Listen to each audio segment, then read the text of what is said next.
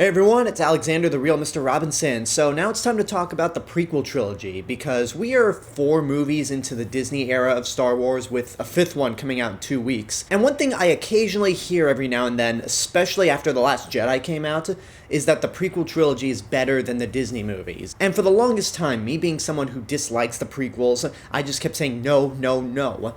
But I give it some thought, and with The Rise of Skywalker coming out, I was like, you know what, maybe I'll give the prequels another shot and see if I can see things from their point of view. Are the prequels actually better than the Disney-era movies? So I rewatched the prequel trilogy a while back to prep for this series of videos. I'm rewatching all the Star Wars movies to prep for The Rise of Skywalker now. And having now rewatched the prequel trilogy, no, they aren't better than the Disney-era movies. They are still, okay, it's not fair to lump them all together and say they're bad. I mean, as a whole, I still don't like the prequel trilogy, but I respect the prequel trilogy more than when I did back in the day. I'm pretty much going to do brief individual reviews for each movie, starting with the obvious one, The Phantom Menace, which is 20 years old. Shit, I feel old. I remember seeing that movie when I was 8 years old as if it was yesterday. But anyway, for 20 years, The Phantom Menace, and even the prequel trilogy as a whole, has been touted as being the worst things in movies. And having rewatched these movies, especially rewatching The Phantom Menace just a few nights ago, it's not. I'll fully admit, even back when the prequel trilogy had just ended, maybe in the last decade, I was often perplexed on why people called these movies extremely unwatchable, god-awful, or they ruined Star Wars, when really they don't. Phantom Menace has a lot going for it. I mean, the one thing that all these movies have going for is the John Williams score and the Ben Burtt sound design. Those two aspects make these movies what they are for me. As for Phantom Menace alone, there is a lot to admire with this movie. For one thing, I appreciate that it's a very different movie. It might not feel like Star Wars in terms of its story or execution, but it shows us many other parts of the galaxy that we didn't see in the original trilogy, and that couldn't be shown due to restraint on technology. For instance, the planets of Naboo and Coruscant look amazing. There's something that we've never seen in the Star Wars series, especially with Coruscant. The design department really stepped up their A-game with all these new inventive designs, like for the battle droids. As non-threatening as they are, I have always liked the looks of the battle droids, and I still to this day love the look of the destroyer droids, or the droidicas, and the sound effects that accompany them when they roll in, their blaster fire. It's just so cool. I really turn into an 8-year-old kid whenever a droidica shows up, and I love the design for a lot of the vehicles. Each individual pod racer looks really cool. I love the design for the Naboo ships, the N1 Starfighter, or even the Queen's ship. The tanks that the Trade Federation have look pretty cool. Some of the alien designs are actually pretty unique as well. As offensive as Watto can be, I love the look of the Toydarians. Sebulba and his race, the Dugs, look pretty cool, even if they're all CG. And it's really cool to get a glimpse of the Jedi Council and see how they function, even if it ultimately seems like Mace Windu and Yoda call all the shots. And in terms of the actors, there's only 3 in this movie that actually give halfway decent performances, because as much of a genius as Lucas can be, especially when it came to creating Star Wars and Indiana Jones, he has lost his touch when it came to directing actors. I won't say he's always been bad with actors, because I still think the performances in A New Hope and American Graffiti are really good. But with the prequel trilogy, nobody really stands out. The only 3 that really come out as being halfway decent, and one of these picks is a backhanded compliment, are Ewan McGregor as Obi-Wan Kenobi, Ian McDiarmid as Palpatine, or at this point Senator Palpatine, and R2-D2. I know that's a complete backhanded compliment, but I truly believe R2-D2 is the 3rd best actor in this trilogy. Liam Neeson isn't terrible, but he just isn't given a lot to work with. He has nothing to go with beyond playing a stoic Jedi. There's not a lot of depth to Qui-Gon Jinn. Darth Maul is absolutely useless, and for those of you who want to bring up the Clone Wars, I'm not talking about the Clone Wars in this series of videos. Yes, having watched the Clone Wars, you get a lot more context with the prequels, but I just want to talk about the movies in particular, because I know movie audiences are different from TV audiences, and those who aren't hardcore Star Wars fans might not have seen the Clone Wars and don't know the context. So for the sake of just judging them as movies without the context, Darth Maul is totally useless. Sure, he looks cool. Sure, he's got a double-edged lightsaber, but he's not a character at all. He's like the most wasted character in this entire trilogy. And I'm going to be honest right now, I'm not a huge fan of the lightsaber duel. The only thing that makes the lightsaber duel in Phantom Menace work is Duel of the Fates, because John Williams is a genius. When you watch the original trilogy, you notice that all the lightsaber duels may be grounded and they're not super spectacular, but they're all trying to attack each other, especially when it comes to the two duels in The Empire Strikes Back and Return of the Jedi. Luke and Vader are obviously trying to hit each other, and then when you watch the duels in the prequel trilogy, they're just hitting the blades. They're not actively trying to attack the other opponent. And while it may look cool, and I applaud the actors for having to go through all that training, it's just not that impressive because, again, they're not trying to attack each other. That's why I like the lightsaber duels in the sequel trilogy more, because you still get the impression that they're trying to attack each other, especially with the throne room and the big confrontation on Crate. You really can tell that they're trying to attack each other and not purposely hitting the blades. And as for Jar Jar, hey look, a dead horse. That's all I have to say. Jar Jar really has not changed in my opinion.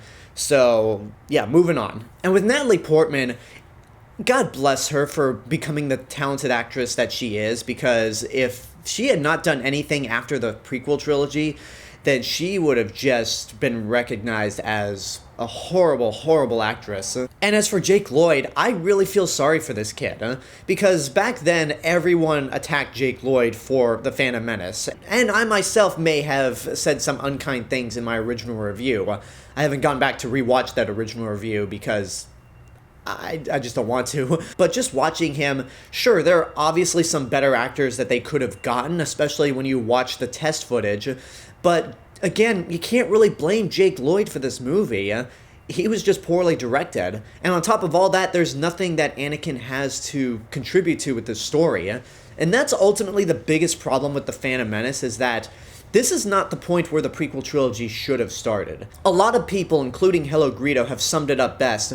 The prequel trilogy should have started when Anakin was much older, probably around the time of Attack of the Clones. Because this movie just downright feels pointless. And to sum things up, I just don't hate this movie. And I don't see how anyone could really... Okay, you know, I can see how someone can hate this movie, but really, it's not the worst thing in the world. Hell, there's not even a giant mechanical spider in it to make it the worst movie of 1999. It has a lot of great elements, but it also has some equally terrible stuff, so it just boils down to a giant ball of mediocrity. Watch at your own risk. So, I'm giving it a better rating than I gave it originally, but really, it's not that good of a movie, but it's still better than Attack of the Clones, which I still maintain is the worst Star Wars movie out there. And again, like with The Phantom Menace, there's nothing to truly hate about Attack of the Clones. I don't think it's unwatchable, though it is definitely more difficult to watch than Phantom Menace, because oh my god, the love scenes and the dialogue. Those are the two elements that really kill this movie for me. It's not even a cliched love story, it's just a really terrible one that rivals the worst moments in the Twilight series. Yeah, with Twilight, we had to go through 5 movies of that crap, but this is just... oh my god.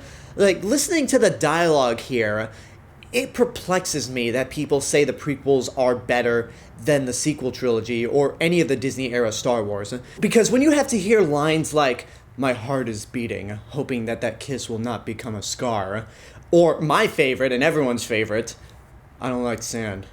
It's coarse and rough and irritating, and it gets everywhere." It just makes me perplexed that No, this is the point where I draw the line of people saying that the prequels are better than the Disney movies. I'm like, no, the dialogue in Attack of the Clones and a majority of the prequels is horrendous. Like, those lines, any line in this movie, from Anakin Skywalker, or even involving the love scenes, make me cringe. One of the biggest lines in the newer movies that people love to criticize comes from, surprise, surprise, The Last Jedi, where Rose says we're gonna win not by fighting what we hate, but saving what we love. And even that line does not come even close to the dialogue in Attack of the Clones. And the puns. Ooh, the puns in this movie, especially coming from C-3PO when he switches head/bodies with a battle droid in the big arena scene. Like, oh, I am just not, like, this... Okay, what's actually good about Attack of the Clones? Anytime it's just a generic action movie, it's pretty entertaining. The action scenes in this movie actually hold up a lot better than in The Phantom Menace. And once again, John Williams' score really helps accelerate this movie, and so does Ben Burtt's sound design, especially with the sonic mine. Even though I dislike this movie, I usually go back to the asteroid field chase scene just to hear the sonic mine blow up, because that sound effect, where it just goes dead silent and you hear a love that so much. And it's admittedly cool to see Yoda in action, although personally I, like everyone else, prefers Yoda when he's just simple as can be and uses his hand to lift an entire X-Wing. Seeing him flip around and be extremely athletic without the cane is kind of goofy, but hey, at least we got it, because that's honestly been everyone's fantasy, to see Yoda wield a lightsaber. And that's ultimately the reason why I saw this 4 times in the theater when I was a dumb 11-year-old. I just wanted to see Yoda wield the lightsaber. Ewan McGregor is still good as Obi-Wan, and Ian McDiarmid still rocks as Palpatine. But again, the rest of the acting is pretty bad, especially from Hayden Christensen. But again, you can't really blame him, because George Lucas can't direct actors at this stage of his career. And then the last criticism I have about Attack of the Clones is a lot of the CG in here is terribly outdated. I mean, I remember them looking cool back in 2002, but watching them today, it looks like something out of a Pixar movie. Again, because so much of the movie is CG and green screen, it really looks artificial. So I would say that, like with Phantom Menace, it's just a giant ball of mediocrity. So, not the worst thing in the world. Same rating as Phantom Menace, watch at your own risk. And then we get to Revenge of the Sith, which is universally agreed upon that it's the best prequel movie, and it is. And after rewatching Revenge of the Sith, I still like it. I remember back when I saw The Force Awakens and I said I regretted ever saying that Revenge of the Sith was good. And I want to take that back, because Revenge of the Sith really does have so much going for it. I still love the film's opening because it is classic Star Wars. It delivers the sense of fun and adventure that was missing from Phantom Menace and Attack of the Clones. The CG effects have actually held up a lot more. The CGI Yoda still looks better than in Attack of the Clones. There's still a lot to complain about with this movie, particularly with the dialogue. The romantic subplot in this movie actually doesn't bother me the second time around. There's some cringeworthy dialogue, but I just felt like I cared more this time around than I did in Attack of the Clones. And then, of course, everyone goes to Vader screaming, "No!" Which, really, I mean, yeah, it's still bad and not the first thing you want to hear Darth Vader say once he's in the costume. But after seeing George Lucas edit this in Return of the Jedi, seeing it here is nothing. Another gripe that I have, and this also applies for Attack of the Clones, is that they couldn't really design practical clone trooper armor. Did all the clones have to be CG? And especially after seeing them make practical stormtrooper armor for all the Disney era movies and The Mandalorian, it's even more reason to call bullshit on the clones being all CG in the prequels without any sort of physical costume. But again, what excels this movie are the action scenes, John Williams' score, Ben Burtt's sound design, and even though this movie really overuses lightsabers to an insane degree, I still like the duel between Yoda and the Emperor, because that's always been a fan dream of seeing these two actually fight each other. It can be a little cartoonish, and Ian McDiarmid does have a lot of facial expressions in this duel that are just downright laughable, but I still like this moment, and again, Duel of the Fates definitely makes this scene better than it has any right to be. As for the other duels, I like the duel with Count Dooku. I hate the duel with General Grievous, because it's still shot close up, you can't even tell what's going on. The big chase afterwards is fine, but the actual lightsaber duel itself, I'm not a fan of. It was cool to see Mace Windu fight Palpatine, but the big duel between Obi-Wan and Anakin is too much. Like, it goes on for way too long. It's way too over-choreographed, and once again, they're not trying to attack each other, they're just hitting the blades like you would see in a stunt show. And by the time you get to the end of the duel, you're just tired and exhausted. So there's definitely a lot to criticize with Revenge of the Sith, but I think I honestly think I might like this better than Solo. I haven't seen Solo in its entirety since it came out in theaters, but from what I remember, Revenge of the Sith just is more enjoyable than Solo is. And I do like how the ending segues into A New Hope and gives clarity to that subtitle.